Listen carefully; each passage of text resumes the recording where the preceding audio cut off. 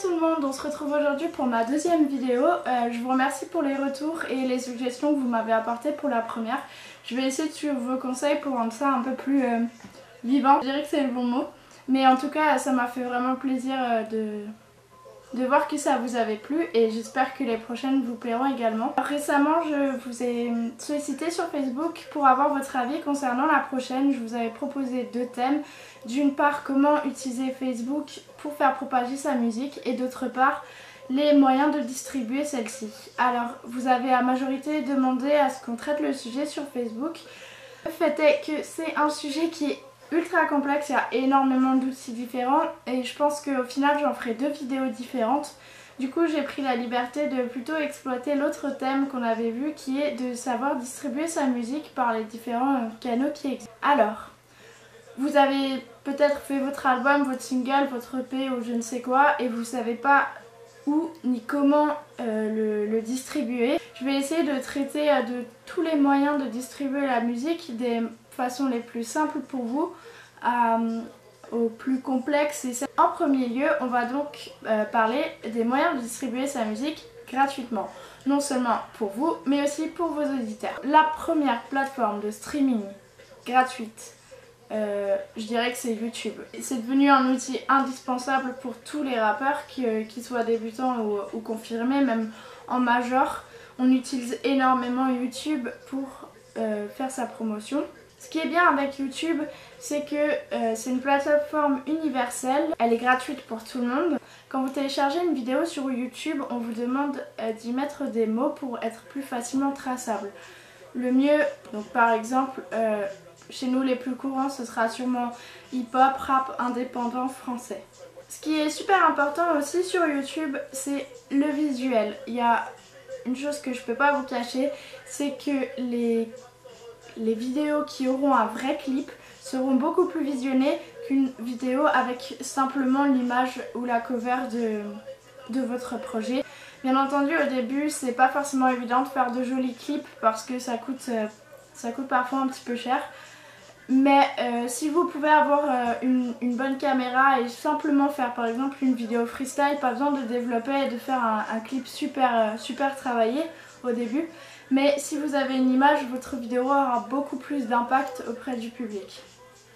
Ce qui est vraiment génial avec YouTube pour un petit artiste, c'est que vous avez la possibilité de faire sponsoriser vos vidéos. C'est-à-dire qu'au début de la vidéo, il y aura une annonce ou une pub qui vous permettra à long terme de gagner un petit peu d'argent.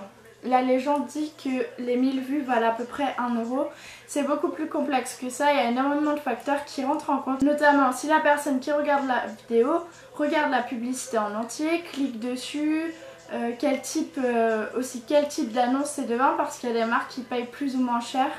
Donc c'est vraiment aléatoire. Et bien entendu, c'est vraiment intéressant quand vous commencez à faire des centaines de milliers de vues. La deuxième possibilité de faire tourner sa musique gratuitement, et j'ai choisi celui-là pour une raison bien particulière, c'est SoundCloud. Alors c'est beaucoup moins utilisé que YouTube, c'est le même principe grosso modo, hein. Vous avez votre page, vous pouvez publier vos sons, il n'y a pas d'image par contre. Ce qui est bien avec SoundCloud, c'est que vous avez la possibilité de mettre une option pour que le public puisse télécharger votre musique directement de la plateforme. Alors, bien sûr, sur YouTube, c'est possible aussi avec les convertisseurs, mais vous n'êtes pas informé du nombre de personnes qui a téléchargé votre chanson, alors qu'avec SoundCloud, c'est possible étant donné que vous avez toutes les statistiques.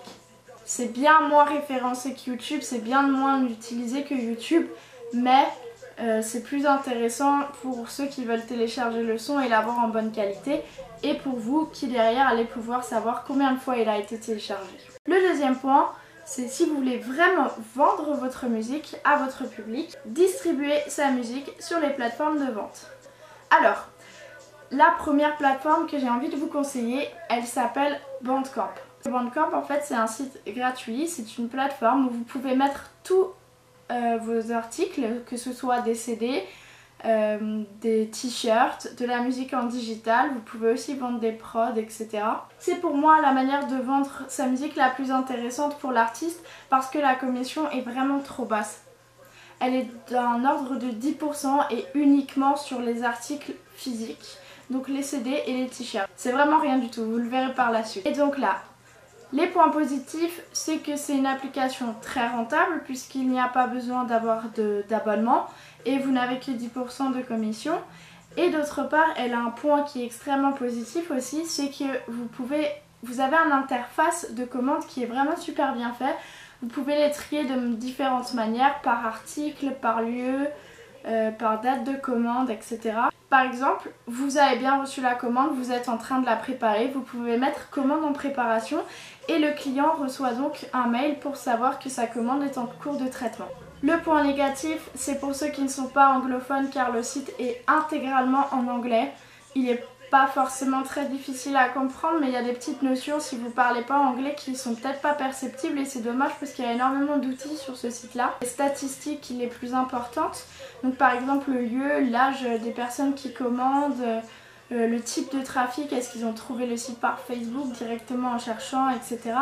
Ces statistiques-là ne sont disponibles qu'avec un compte premium. Si je peux vous donner un conseil au tout début, quand vous générez pas forcément beaucoup de revenus, c'est pas intéressant de prendre un compte premium. Par contre, si vous commencez à vendre plusieurs centaines d'albums, c'est peut-être intéressant de le prendre parce que ces statistiques-là peuvent vous servir sur d'autres aspects, comme par exemple savoir où organiser une date de concert, car c'est là que potentiellement vous avez le plus d'auditeurs. La deuxième méthode pour vendre sa musique, c'est les shops. Alors, je les différencie bien des grosses maisons dont on parlera plus tard. Les shops sont souvent des sites internet indépendants créés par des passionnés. Et du coup, c'est là où c'était vraiment intéressant pour vous parce qu'ils sont relativement accessibles. Donc, ils travaillent avec la méthode d'un dépôt-vente. Cette méthode est super intéressante pour vous comme pour eux. D'une part pour eux car ça leur permet d'avoir des références qui sont pas forcément... dont les clients n'ont pas forcément l'habitude d'acheter et du coup prendre le risque d'acheter par exemple une boîte complète de CD à un artiste qui vend très peu, c'est un investissement qui n'est pas nécessairement rentable pour eux. Donc le dépôt-vente leur permet d'avoir une multitude de références dont des rappeurs un petit peu moins connus. D'autre part pour vous c'est intéressant parce que justement ils vont avoir la possibilité de vous mettre en boutique et de tester votre produit et du coup ça vous donne une accessibilité que vous n'auriez pas s'ils travaillaient sur de l'achat direct de vos produits. Donc les points positifs c'est que c'est super accessible. Il y a un point qui est vraiment génial sur les shops de hip-hop particulièrement parce que c'est ceux-là que vous allez viser, c'est que ça vise exactement le bon public, c'est super bien référencé puisque les gens viennent obligatoirement pour acheter du son de rap. Donc vous pouvez pas trouver meilleur panel de clients. Les points négatifs, si on peut dire, c'est le pourcentage qu'ils prennent. En moyenne c'est à peu près 50%. Alors, je vous arrête tout de suite, ça peut paraître énorme, j'en conviens pour l'artiste, c'est quand même une belle part, mais il faut savoir que les shops sont souvent des vraies entreprises qui ont donc des charges sociales, salariales à payer, peut-être des locaux en location, des sites internet qu'il faut mettre à jour et pour certains même des boutiques dont il faut payer le loyer. Donc, leur marge que eux font, elle n'est pas si élevée que ça.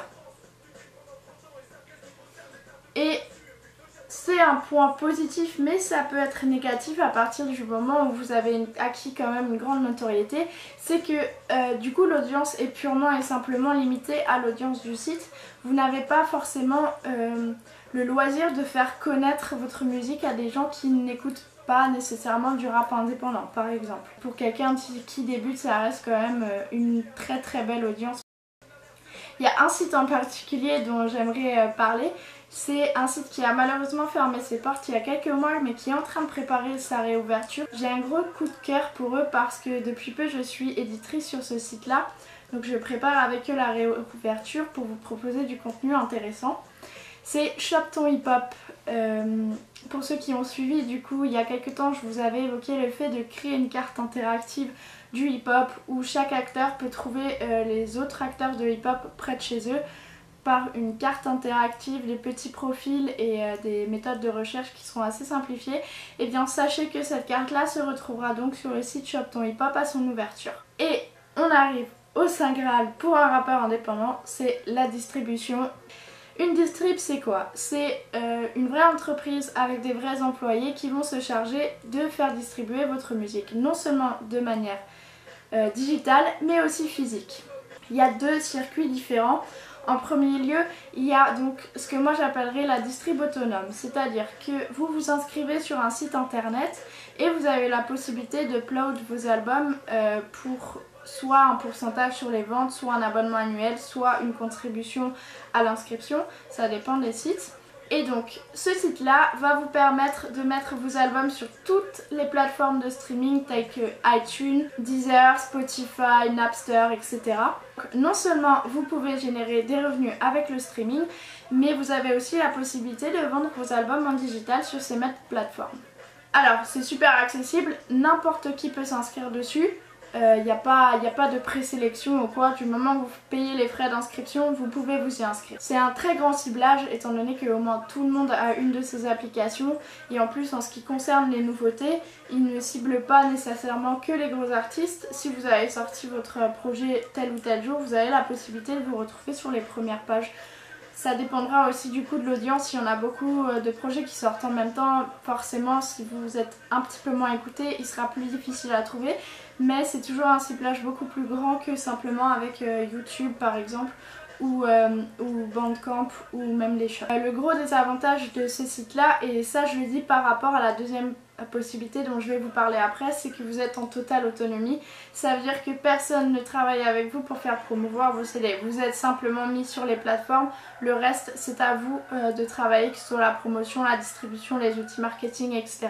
Tout vous revient à la charge. Ce n'est que du digital, vous n'avez pas la possibilité de vendre vos albums en version physique par ce réseau-là. Il y a toujours moyen de contourner quand vous faites du physique, mais là pour le coup, vous avez l'obligation de faire une déclaration SDRM. La SDRM, c'est un petit courant de la SACEM qui permet d'avoir ce qu'on appelle un droit mécanique. À chaque fois qu'un album est vendu de façon digitale ou physique, il y a un pourcentage, c'est tout petit hein, mais il y a un tout pourcentage des ventes qui reviennent aux personnes qui ont participé du coup à l'élaboration soit de cette chanson soit de cet album. Du coup quand vous faites la déclaration, vous avez l'obligation de déclarer tous les artistes qui sont dessus, que ce soit les beatmakers, les autres rappeurs ou même parfois les arrangeurs. Par exemple si un DJ vous fait des scratchs dessus. Et du coup, chaque personne qui a contribué à l'élaboration du son recevra son petit pourcentage à la SACEM. Et du coup, la dernière solution, tout simplement parce qu'il se négocie avec chaque artiste, contractuellement, mais bon, généralement les deux se font, c'est que vous avez la possibilité de distribuer vos albums en version physique dans toutes les plus grosses entreprises, j'ai envie de dire culturelles, existant en France, c'est-à-dire la Fnac, vous pouvez vous retrouver au Leclerc, Amazon, voilà, tous les sites où on a l'habitude d'acheter des CD, des places de concert, des t-shirts, etc. Vous avez la possibilité de vous y retrouver.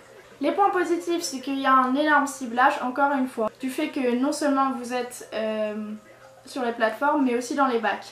Et tout le monde sait, quand vous êtes curieux à la Fnac, vous allez regarder un peu plus, vous allez un petit peu feuilleter ce qu'il y a et peut-être trouver des nouvelles choses qui peuvent être intéressantes. Surtout qu'il y a des bornes de libre écoute, donc ça permet d'écouter un petit peu avant d'acheter. Il y a un très bon suivi du développement artistique, c'est-à-dire que là vous avez vraiment des gens qui travaillent en collaboration avec vous pour essayer de booster au maximum vos ventes et votre visibilité, tout simplement parce que eux ont un pourcentage sur les ventes. Ils ont tout intérêt à vous aider à pousser au maximum le projet, à ce qu'il soit le plus visible possible. Il y a différents forfaits, vous pouvez avoir un attaché de presse qui travaille avec vous, vous pouvez avoir accès à des radios, à des sites internet, etc. Attention, c'est souvent en moyennant contribution. Ce qui est super bien, c'est qu'ils envoient une newsletter à tous les médias de musique. À chaque fois que vous sortez quelque chose, souvent vous allez voir plusieurs sites qui au moment d'une sortie vont partager le son d'un artiste, tout simplement grâce à cette newsletter qui va lui permettre du coup d'avoir une très grande visibilité dès la sortie. Le gros point négatif de ce type de distribution, c'est que c'est pas du tout accessible. Mettre des albums en Fnac, ça coûte relativement cher. La com autour pour promouvoir les artistes, ça coûte aussi de l'argent. Du coup, ils n'ont aucun intérêt à développer un artiste qui débute. Ils ont envie de travailler avec des gens où c'est déjà un petit peu lancé, où ils sont sûrs de générer quelques revenus.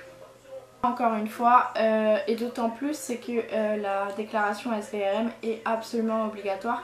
Il vous faut un code barre derrière votre CD pour pouvoir être mis en flag, sinon c'est pas possible. Je le mets dans les points négatifs parce que j'ai oublié de le préciser tout à l'heure. Si les artistes sont déjà inscrits à la SACEM, ceux avec qui vous allez travailler, vous allez devoir payer une contribution de ces droits mécaniques. Donc quand vous faites votre déclaration SVRM, vous allez avoir une certaine somme à régler qui va être distribuée à tous les artistes qui figurent sur votre album. Donc voilà les différents moyens de faire voyager votre musique et de pouvoir la vivre et en tirer quelques revenus. Je vais pas vous cacher les choses, n'imaginez pas que parce que vous êtes inscrit par exemple dans une distribution, les choses vont se faire hyper rapidement, vous aurez juste à croiser les bras et l'argent va couler à flot. Non, il y a quand même essentiellement une grosse part de marketing, de communication, de bonne production. Du coup, la majeure partie du travail vous revient quand même. Il faut essayer de pousser les choses au maximum, d'être proche de son public, c'est quelque chose de très important dans le rap indépendant. On a la chance d'avoir le public qui soutient le plus ces artistes. Quand ils achètent un album chez eux, c'est vraiment un acte presque d'activisme pour pouvoir faire vivre le milieu. Et on a extrêmement de chance parce que l'économie du disque dans le rap indépendant est vraiment très riche. Vous ne vous en rendez pas compte. Si on prend le pourcentage par rapport au public, bien sûr, hein, ils vendent plus d'albums en version physique que les artistes mainstream.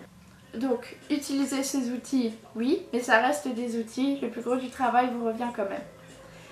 J'espère que cette vidéo vous a plu. Si vous avez des points à approfondir, n'hésitez pas à le dire dans les commentaires. Si elle vous a simplement plu, vous pouvez mettre un petit pouce bleu pour soutenir.